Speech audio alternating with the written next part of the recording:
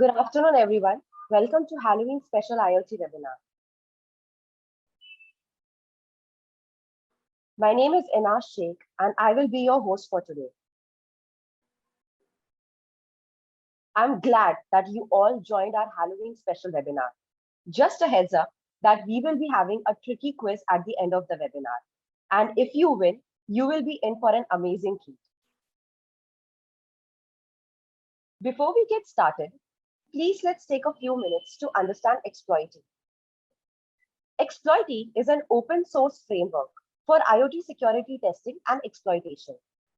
It is the product of our experience and expertise in IoT security. At Exploity.io, we build IoT security tools and target vulnerable devices for professionals and people who want to get into IoT security. We have cooked some fantastic products in our labs. A few of them are state-of-the-art hardware security lab. It is equipped with the best of breed tools and equipment for performing security evaluation of hardware and IoT devices. We also have an online store where you can find all our IoT security creation and other cybersecurity hardware. CloudFuzz, an intelligent and highly scalable fuzz testing platform. It tests your code for bugs by running your application with millions of malformed input-based test cases.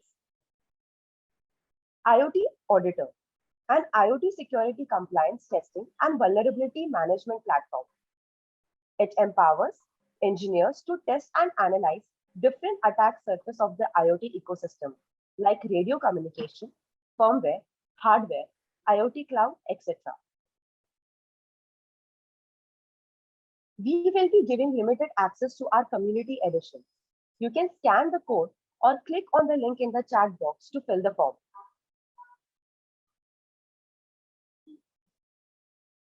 Today's webinar is on IoT hardware hacking, UART to Shell. UART is one of the most commonly used protocols in an IoT product. Whether it is communication or debugging, UART plays a significant role.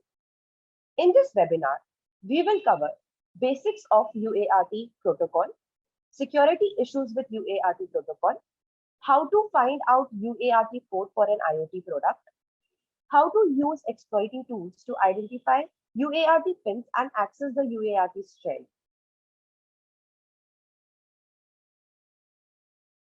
Today, Mr. Yashodhan, IoT researcher and compliance manager, will take us through IoT hardware hacking.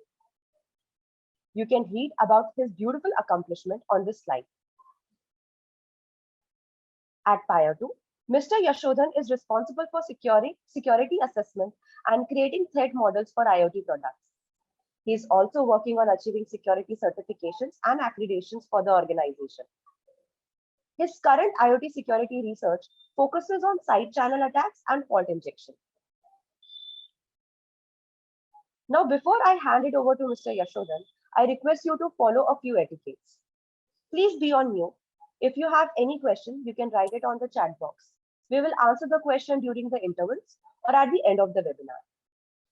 We will be releasing the recording of this webinar on our LinkedIn page, so make sure you're following Exploity. If you're not, you can check the link in the chat box. You'll be directed towards our social pages. Now, without further ado, let's get started. Mr. Yashodhan, over to you.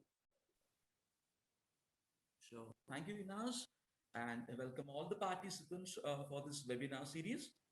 Uh, as but I assume that everybody who's interested in IoT and embedded systems, for them, the UART is like one of the base and the protocol that everybody, try to work on.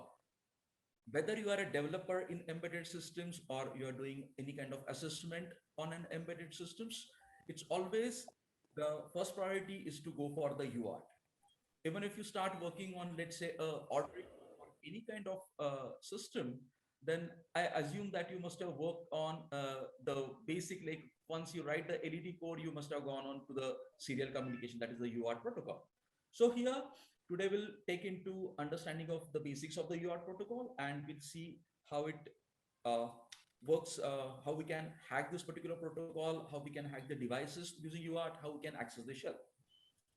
So let me share my screen.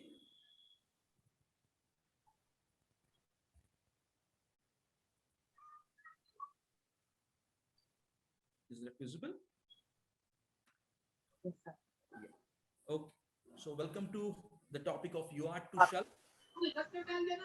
Uh, I'll say like, we will be seeing the basics of all the UART protocol, understanding how it works. Then we'll see what type of attacks that can happen through this UART. We'll also see some of the attacks that has happened in the past on different device IoT products devices, and we'll see through some of the tools we use and how we can actually demonstrate these kind of attacks, how we can access the particular UART shell. So starting with the basics of UART, the UART also termed like USART sometimes is like universal asynchronous receiver and transmit. So this name itself tells that there is a full duplex communication at one side and other side. As UART has been developed far more ahead, and it is one of the best protocol. So I remember when I started working on Raspberry Pi itself, where other people were already looking into creating the GUI of and connecting the noobs to the TV and doing things. I was also looking into how we can access the Raspberry Pi through UART communication. And then I found that when you have that image that put in the SD card, there is a config file. Here you can set few lines and then you can directly access the UART before setting a few things as well. So it is that base level and the powerful protocol that one does have. So as a developer and everyone tries to have this particular protocol in their code when they are developing any kind of things, and they come to continue to try to check how the things are happening in their system. So in one way, in a simple sense, it is also act kind of a DSO where you try to debug the things of your microcontroller. Now, the speciality of this is like, though this is a very, very simple protocol, yet it's a powerful, I'll say. One of the things with this protocol is about it has a directly transfer of data for the microcontrollers without any other individual hardwares other than some of the drivers needed when you have to convert some voltage levels. It is also said to be the no ACK protocol, that the no acknowledgement protocol, where unlike the I2C or those protocol where you also look for the continuous, when you send a packet, you from the slave or slave, you actually look for the acknowledgement or the negative acknowledgement. So this way, this is a fundamental protocol. Let's dive into it. Now, starting with this particular protocol, what does happen into this protocol? This is the serial communication protocol fundamental, and eventually it has this three fundamental pins of receive, transmit, and the ground. The ground is basically nothing but very as a reference that we use. So for example, I'm communicating between two devices. I want to have a common ground in between two, isn't it? So for example, let's say I'm measuring the height at particular thing. Let's say my height is 5 feet 9 inch.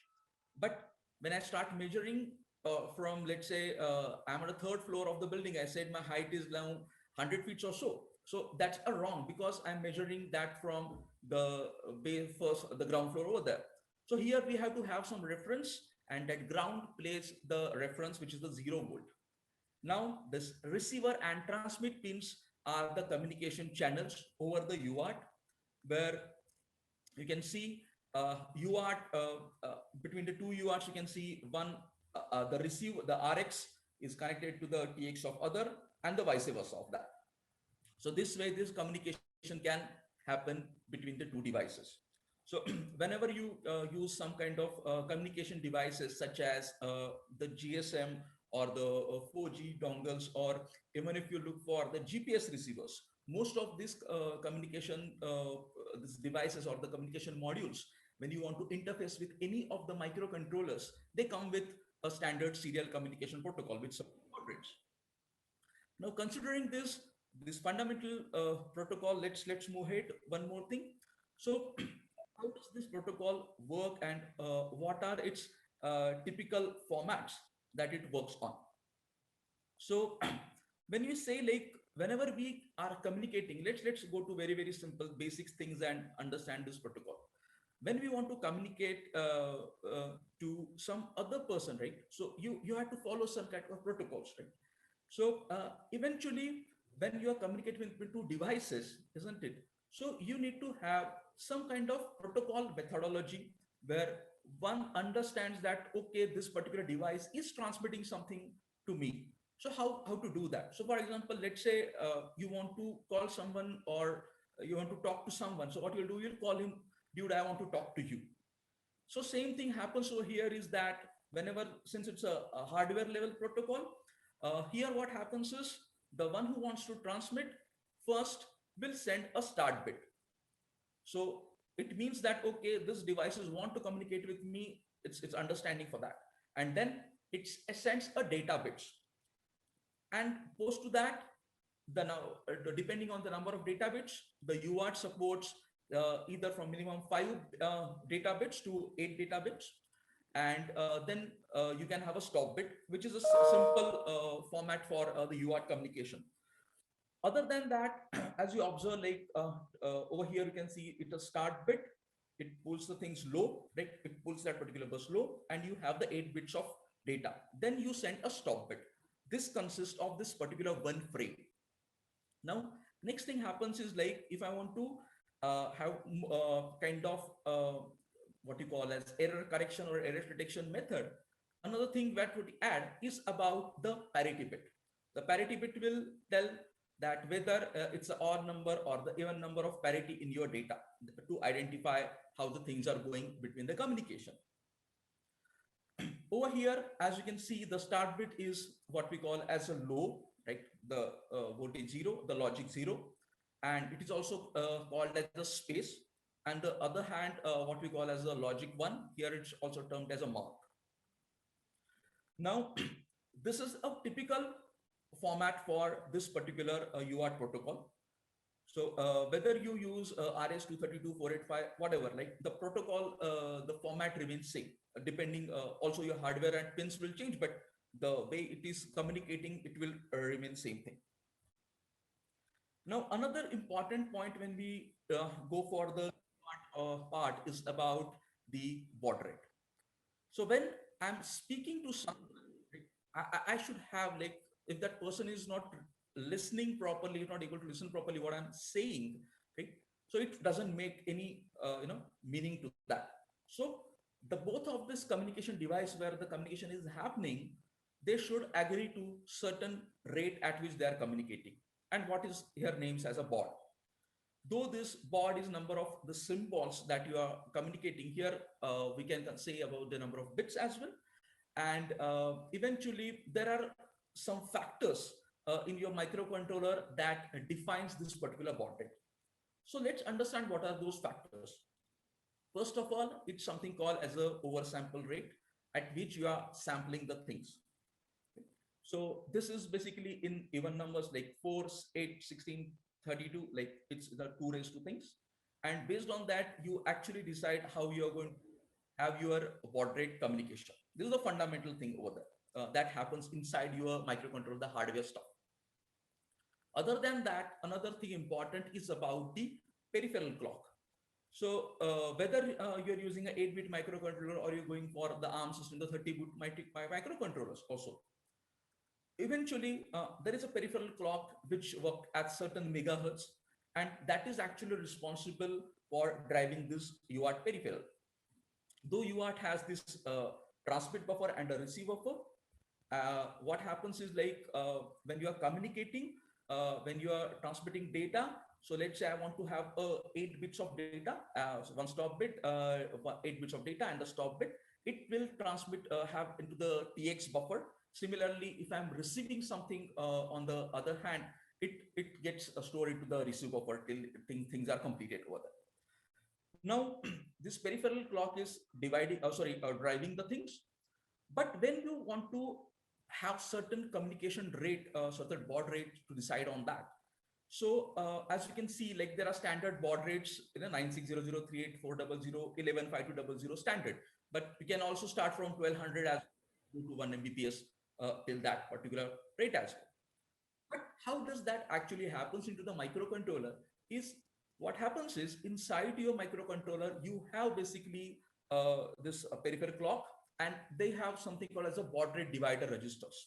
Now, based on certain formulas, you basically divide that you set some bits into your registers, and then you get the mentioned baud rate according to that. Okay. So this is actually kind of fractional division, and they round off to the required baud rate that you have. So this is about the basics of the baud rate. Now, next thing comes is like, let's say I want to have the access to that particular UART thing, right? I want to access a UART port of some products, or let's say I want to hack some product to access the UART port. So what are the way I can do that? So one way is like I want to get the boot shell access, which is dangerous. Then you can possibly sniff the communication and you can do the signal tampering. We will see these things in detail as we go ahead. Now, so let's see if I want to, let's say, sniff the communication of the UART. So what we know from the UART basic that, okay, we understand that it has certain baud rate. Okay. So let's say there is a device with you that you are not aware that what is the baud rate for that, how we are going to communicate. Assume that you know, let's say like Arduino, some devices like Arduino, where you know, okay, you have that USB cable, you connect it, and you want to find out how your frames are working, like how you are transmitting the data. So what you do is use some kind of logic analyzer. Okay.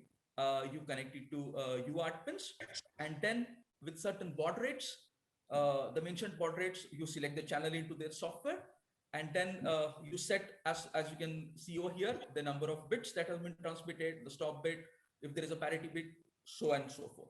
And then you can look for the different frames from the UART. Then, since it's a sync communication, you can check for this particular data. And once you have this particular data, you decode it and understand what was actually communicated.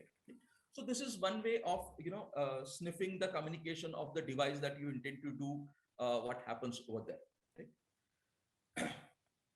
Now, next thing is let's say other part where it has been hacked, the UART had been hacked. How it got been hacked?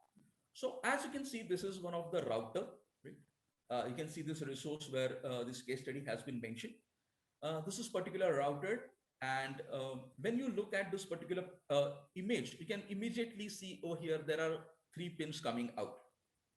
So generally it can be 3 or 4, which is more kind of intuitive thing where you understand, okay, this might be a UART protocol that is running, and then you try to address this particular lines through either serial to USB to serial converter or any of different devices and access the UART shell. So as you can see over here, it has accessed the UART shell, and there are some details available over here. So furthermore, if you want to go further, this is another case study where they have completely got the file system, and they have got the root shell of this particular device as well. Then another case, this is same router. So for most of thing, if you let's say go and search for UART CVE, you will find many of CVEs associated with the routers. So even for this particular router over here, we can see there are 3 pins coming out, and which is again tells that this might be a UART protocol, which possibly have been kept for during the testing phase, and they must now have disabled that during the production phase, and you can get access. So as you can see, this is where USB serial converter has connected, and you are accessing this particular shell using certain baud rate, which is kind of a trial and error sometime. And of course, there are certain methods that we have also developed where you can understand what is the baud rate from the before you access the device as well. Right? We'll come to that as well. But these are the ways one can connect TX RX pins and the ground, the three pins that we can identify, and then you access this complete shell. Right? This is again what you call as a router shell, this root shell of that. Right? So now this was a typical use case happened with hacking of the UART part. So now if you want to do this particular stuff, how you'll go further, how to think about it. So let's start doing it. So as we discussed from the UART protocol, let's summarize in a brief so that it will be easy to just recollect how to think about it. So first we said like we have the UART protocol where you have certain pins where the transmission is there, the receiver there is a ground, right? So the pins will be there. Then they are communicating at certain communication. So it happens to be the baud rate. So if we try to identify both of these things from the unknown devices, right? So we'll able to hack any of the device if that UART is available from the product itself. So how to go for it? Let's start doing that. First of all, when we go for pin identification of this UART, we'll also look for okay that how many pins are there. So intuitively, as we say, there may be the 3 pins or there may be 4 pins. The 4 pins are nothing but simple your VCC, the voltage, the ground, and your receive and transmit pin. This tells you, okay, there is something interesting going on. Let me try out furthermore. Now, next part is like you have to identify which pin is doing what. So how we will identify that whether it's a VCC pin, which is supporting, let's say 3.3 volts, the ground pins, which has a 0 volt, and the TX RX pins, how to identify that. So there are certain manual methods for it. Let's look into it. So where you first of all do something kind of use a typical multimeter and try to perform certain kind of conductivity test. Another is also where you can consider step 2 as well, where you try to identify the voltage at each and every pin. So this is one way you can do manually. Another way is also where you can do this automatically with the automated methods, where the exploitative bus auditor and exploitative nano plays a major role. We'll be showing a demo for that as well, how we can do that. But these are the one is the manual method and one is the automated method. So let's first understand what do we need to perform this particular method, whether it's automated or manual. We'll just try to understand how this happens.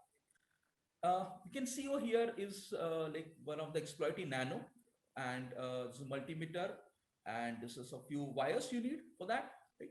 Then you need on your PC some kind of emulator where you can access the UART shell. And if the device and the products have a very small writings on your PCB, small things, then possibly you need the torch from your phone to identify the pins over there. Then for sometimes something you have to solder, desolder, you need a soldering wire needed for that. So these are the basic components that you need to hack the UART part. Coming to the next slide, where let's understand how we can use this particular exploiting nano, whether you're going for a manual or a automated method. So this exploiting nano is nothing but it's basically you can say it's a multi-purpose hardware protocol support protocols such as UART, I2C, SPI. It supports JTAG and ARM SWT. So if you want to debug for these particular protocols, ideal thing is exploiting nano, where there are certain pin configurations that you have to look from the manual, and then you are good to go ahead and use this particular stuff. Along with that, we also have something called as a exploity framework, which is open source, where you have the support for all this protocol into that particular software as well. Now, another way we can use this particular for the identification of the pins, right? So as you remember the before how to identify the pins, this is particularly the exploitative bus auditor. So actually I both have in my hands, I'll just show you. So this is the exploity nano. As you can see, there are few pins, there are 2 sides. We have some ground pins over here, right? So we have ground pins and there are few pins which supports a different protocol.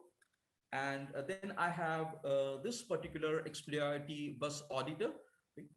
which is basically a 16 channel, what you call as an auditor. And this particularly helps in identifying which pin is doing what and at what baud rate it is communicating.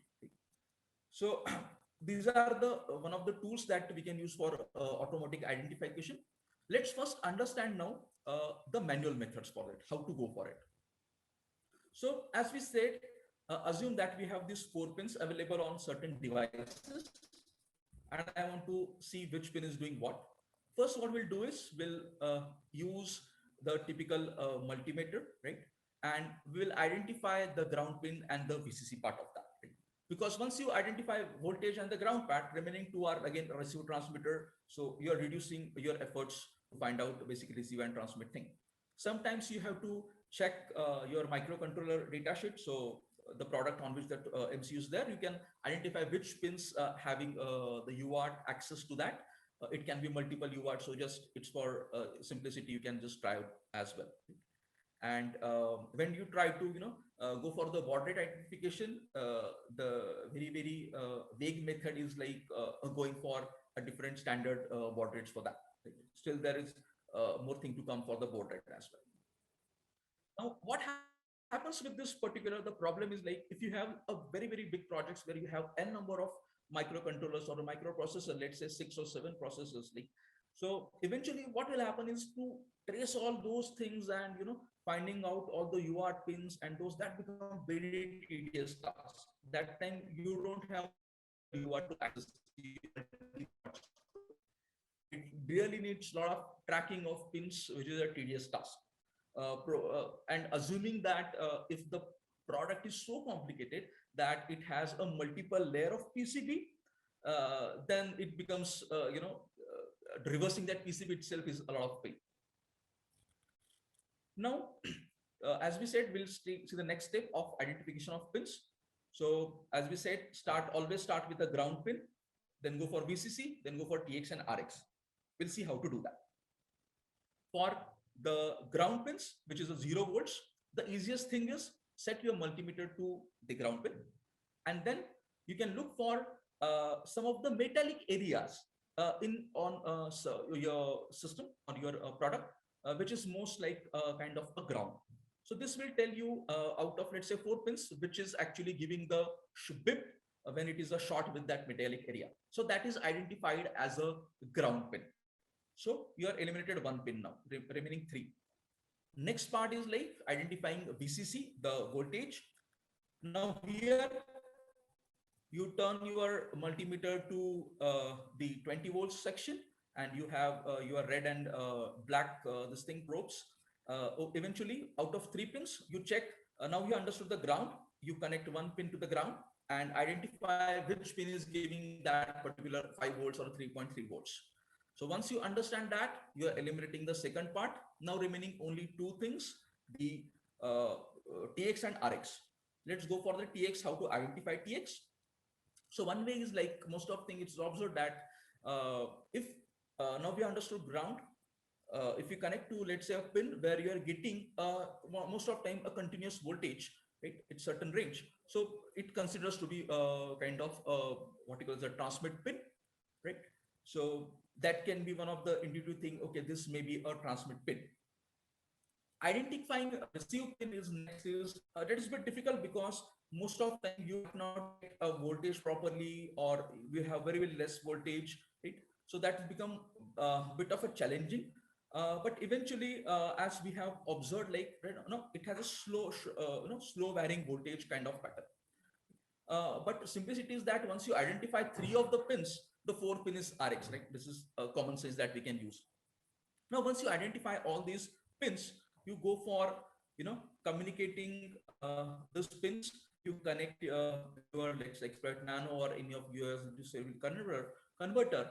So as you can see your pinouts, we have TX, RS, and ground, and it is some product where we have connected the transmit pin of the Expert Nano to its receive pin, the receive pin of Expert Nano to its transmit pin, and common ground.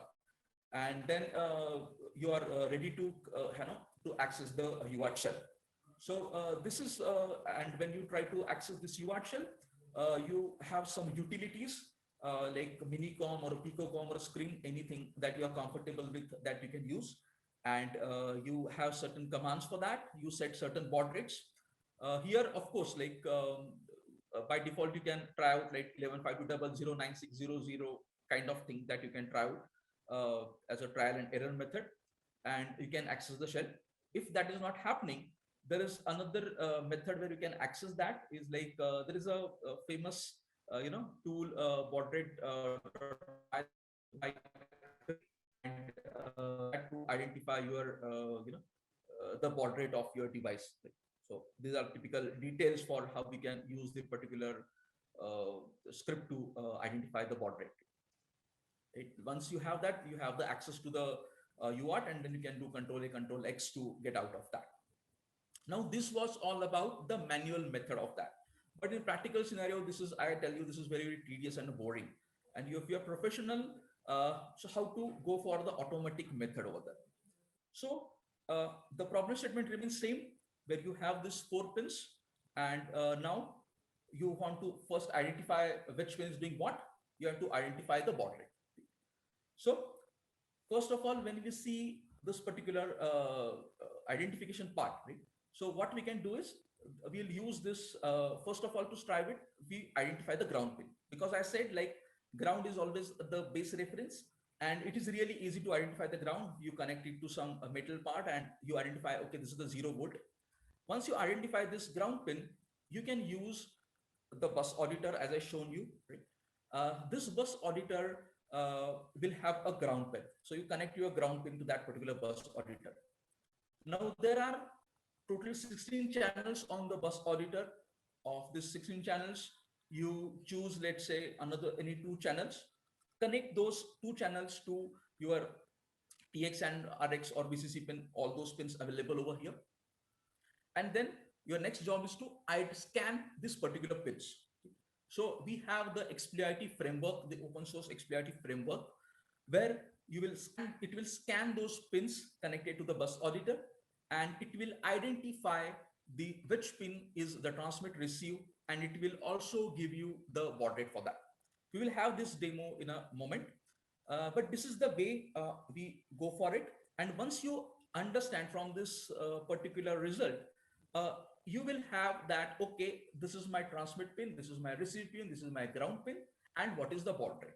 So once you have all this data, you're good to go. Connect your XPIT Nano, connect your RxTX cross-paired to devices to Nano, connect the ground pins, connect the Nano to your any of the serial terminal you want to access, and set the baud rate, because XPIT framework will give you the baud rate, and set up that particular baud rate and access the shell. So this is how it works. So let's have a small demo.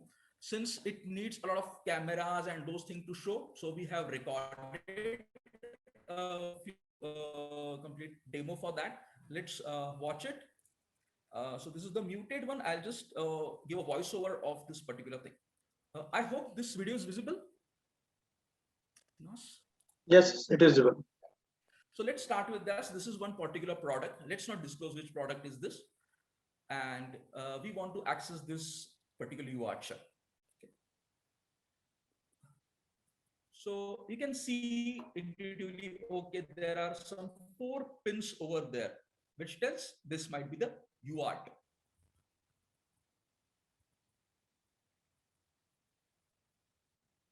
Now we are setting up the multimeter. This is particularly, you can see, this is the region where there's a metallic stuff, and you find a ground over there. There's a continuity part. So you see, okay, the ground has been identified where there's a 0 volt. We use then this particular bus auditor with certain channels, and we'll connect that. The first of all, what we'll do is we'll connect this particular ground which has been identified. So bus auditor will have a ground pin, and it is connected to the ground pin of this particular device. Let's wait.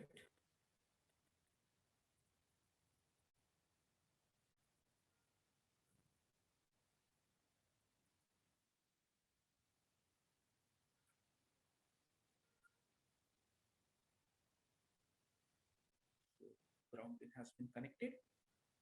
Now from exploit bus auditor, choose any other two pins and connect to this pins which are remaining.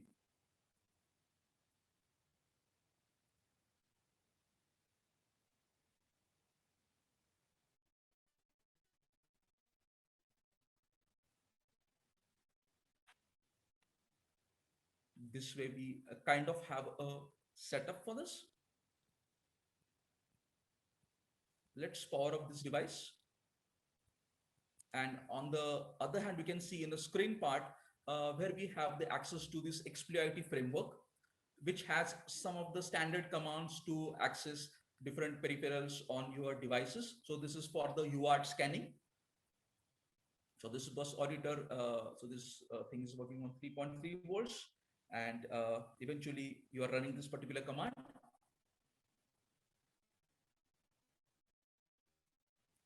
So it has started scanning the pins that have been connected. First it tells, as you can see, just let me pause for a moment. As you can see, it has given the baud rate of the device, that is 38400, and it has given pin number 0 and pin number 1. Right? So these are the TX and RX pin from this particular device. So when we look vertically, so first pin TX is this TX pin number 0, pin number 1, next is RX. And then we have a ground and a VCC over there. So likewise, now we have got this basic information about what the baud rate and the pin identification of the UART. Let's see what next.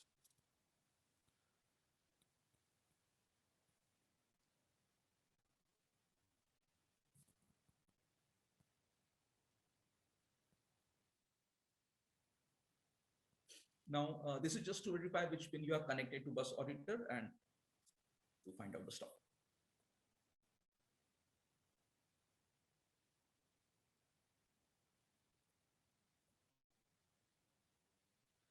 Now, next is like, let me pause. Once you have got now the baud rate and the pin identification, next is to access the UART shell. For that, we have the exploit where we will connect the TX, RX, and the ground pin to the device over here.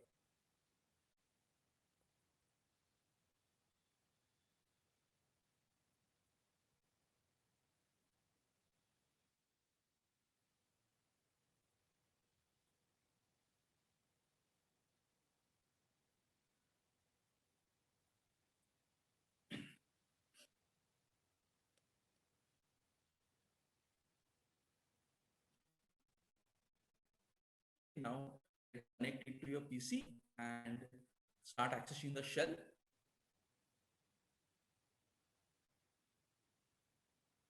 So we are using, let's say, screen utility. You have got the USB 0 is thing. So you can check out, and you know this baud rate of 38400. And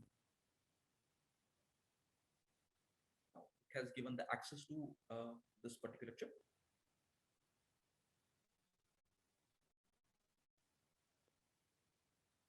Now we are getting all the boot logs of these things, of this complete system.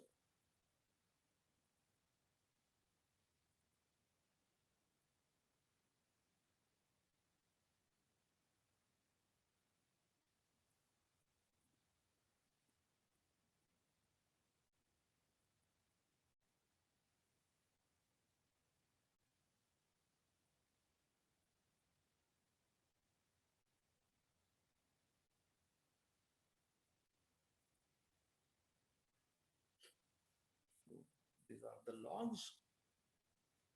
Sending this command, and we have accessed this. You can see we have accessed the file system of this device. Now with more commands, as you can see, we'll able to get something like the password and the root shell of that.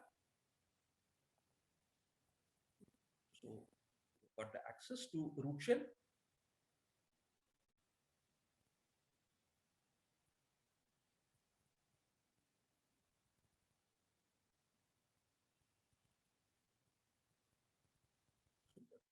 commands.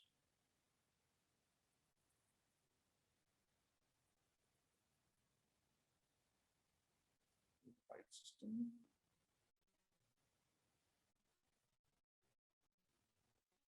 See the binaries.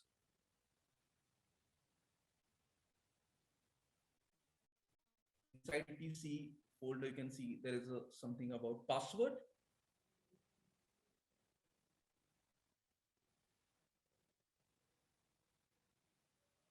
So we have got details about the credentials of the system over there. So this way, we are basically, hacked this particular UART code over there. So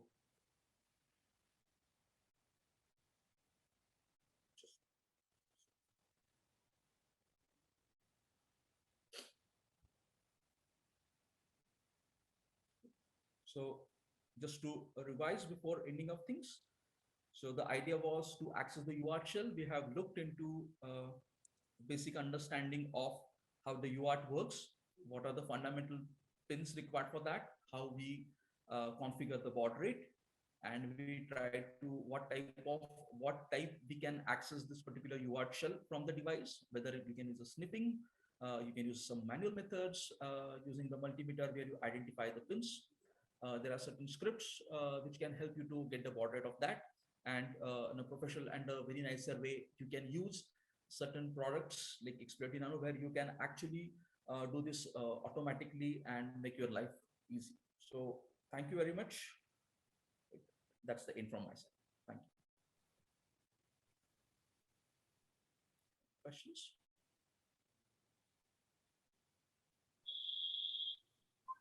Thank you, Mr. Yashodhan, for such an insightful session. I'm sure there are questions. Let me just see on the chat box. So there is a question from Pradyum Khan. Is it possible for microcontroller to not have any UART pin? Generally, it's not the case with any of microcontroller that I have worked till now, that whether it's a 8-pin microcontroller also, they will have the UART pin. Because most of things what happens is when you develop certain products on that, and let's say you want to upgrade a few things, the UART is the protocol where you upgrade the firmware or something from that. Even if the microcontroller is very bare minimum, it has a less of interface or a lesser memory. So I haven't yet in my life seen other than this particular protocol where any controller which does not have something like this. It's basis.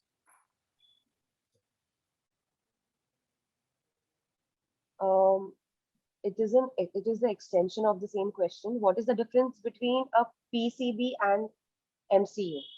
Okay. So PCB is something like, okay, let me share the screen and give a view on that. So as you can see at the background, this is the base pad, okay? And there are certain tracks that has been connected. So this whole black system that you can see is a PCB, which is the base. This is a printed circuit board where you are soldering the components of your electronic system.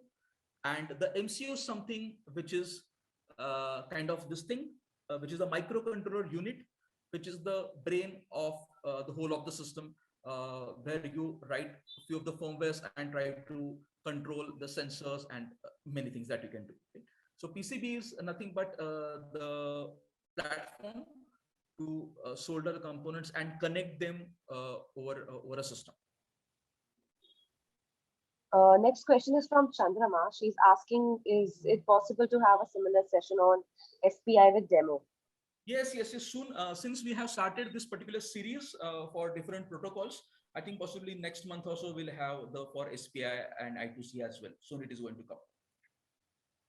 Naveen is asking, is there any architecture issues related to UART in the board?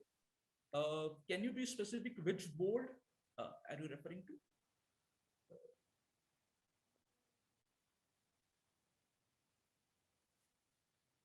And what do you mean by architecture issue? That can be, PCB. PCB, no. PCB wise, there is no issue. So PCB wise, the hardware and everything is much stable, and you can use it. Okay, I can see that. Okay. No, once you have your complete system ready, so generally what happens is when you try to design some system which have a UART interface, eventually you can have a UART converter on the system to connect to the PC and those things. So these are the typical hardware design things, and there is nothing to do with the actual UART architecture into your microcontroller. Okay? So the PCB part will discuss on the complete hardware system to access that to the PC or any of the device, but the microcontroller will be more on the actual control of the UART communication through the firmware part. Any other questions? I think that's it for the Q&A. Let's move on to the next session, next event, that is um,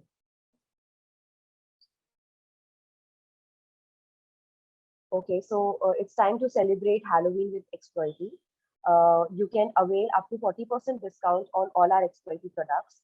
We are also giving giveaways, and we are playing quizzes and giving prizes if you are the winner. So you can click on the link in the chat box and celebrate Halloween with us. So let's move on to Halloween special tricky quiz. I will be sharing out a link on the chat box. Click and participate.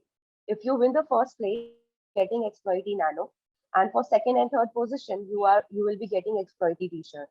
So click on the link and participate. All the best.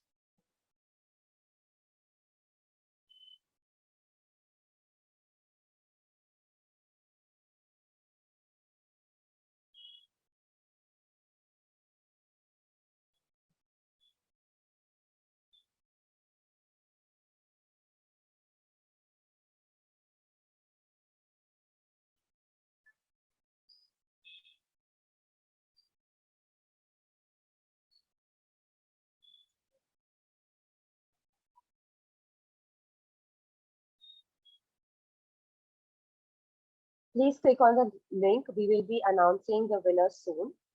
And you can follow our social media pages to stay tuned with who is the winner and who is going to win X20 Nano and our t-shirts.